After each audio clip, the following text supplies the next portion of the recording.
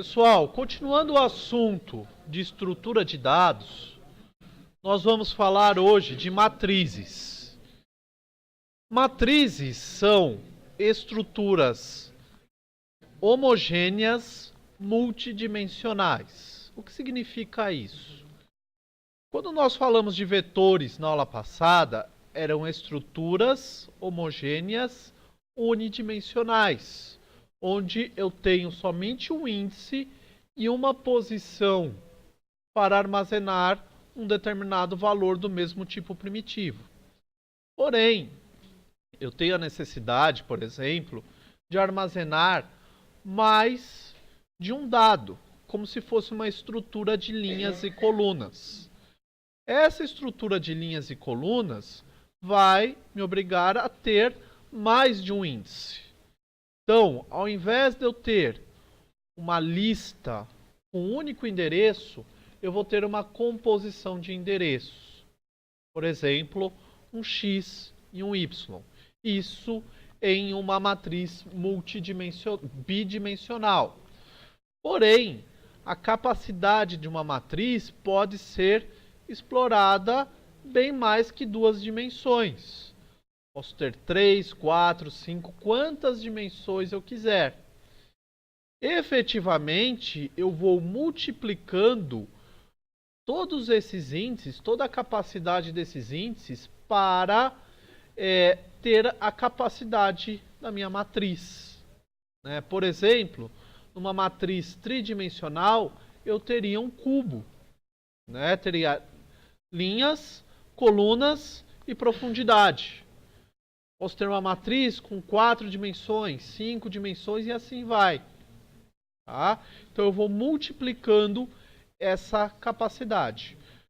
Por que eu uso uma matriz ao invés de utilizar um vetor? Eu posso ter dados que estão correlacionados. Então, por exemplo, na primeira coluna eu vou ter a P1, na segunda eu vou ter a P2, na terceira eu vou ter a P3. E na quarta eu terei a média do aluno. Então, para cada linha, eu vou armazenar aqueles dados do aluno. Em cada coluna, vai representar um valor específico. Tá? Então, quando eu tenho duas ou mais dimensões, eu estou trabalhando com uma matriz e não com um vetor, que é uma única dimensão. Então, essa é a principal diferença. Então aqui o exemplo.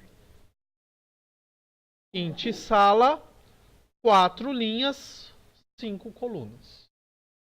Tá? Então, essa aqui é a capacidade da primeira dimensão, do primeiro índice, que vai de 0 a 3. E o 5 é a capacidade da segunda dimensão, que é o segundo índice, que vai de 0 a 4. Se eu for representar isso, vai ficar no seguinte formato, por exemplo. Aqui é uma matriz 4 por 4. Tá? Então eu tenho 4 linhas e 4 colunas. Se eu quero associar um valor agora numa posição, eu vou ter que informar a linha e a coluna. Então, por exemplo, linha 1, coluna 2. Vou armazenar o valor 5. Linha 1, coluna 2, valor 5. Tá? Linha 2, coluna 1. Linha 2, coluna 1. Ele vai armazenar o valor 6. Tá? Linha 0, coluna 1. Ele vai armazenar o valor 7. Tá? Além das aplicações de processamento de dados, como a matriz, você pode realizar também cálculos matemáticos relacionados com cálculo de matrizes, ou fazer cálculos de física, como se fosse uma chapa de metal, e eu quisesse, por exemplo, calcular o aquecimento de uma ponta de uma chapa de metal, e isso vai se expandindo. Então, a aplicação de matriz pode ser bem diverso. Tá? além de extrair a informação, armazenar os dados, eu também posso utilizar em outros campos de computação. Tá? Então, por exemplo, aqui a variável A, estou associando o valor 3. E a variável B, estou associando o valor 2. Então aqui estou utilizando as variáveis para definir a posição.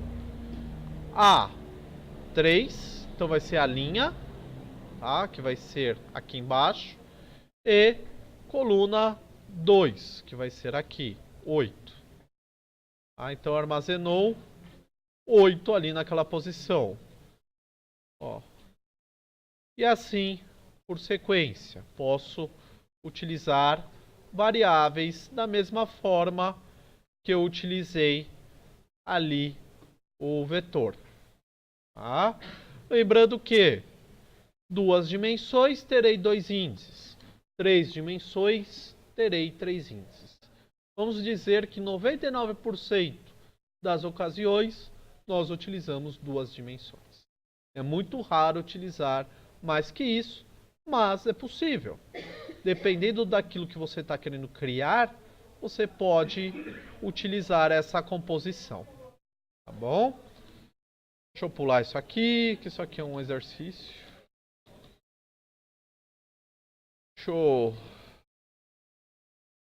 Vou mostrar outro exemplo para vocês, tá? Vamos lá.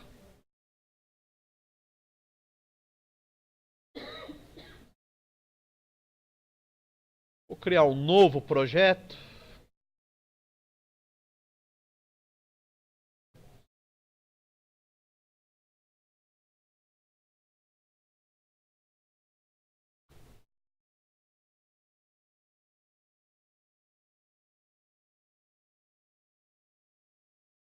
Vou ver aqui um enunciado, rapidão.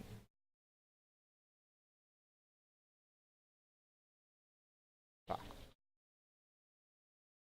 Então, por exemplo, pessoal, eu vou criar uma matriz chamada notas. Essa minha matriz vai ter 10 linhas e 3 colunas. 10 linhas, 3 colunas. Certo? Eu vou criar aqui uma variável para ser o meu contador. Ok? Então eu posso fazer da seguinte forma.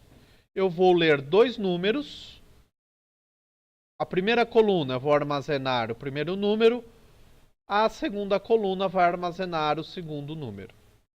Na terceira coluna eu vou armazenar a média desses números. Tá?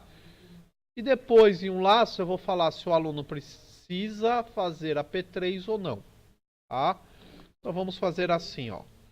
X igual a 0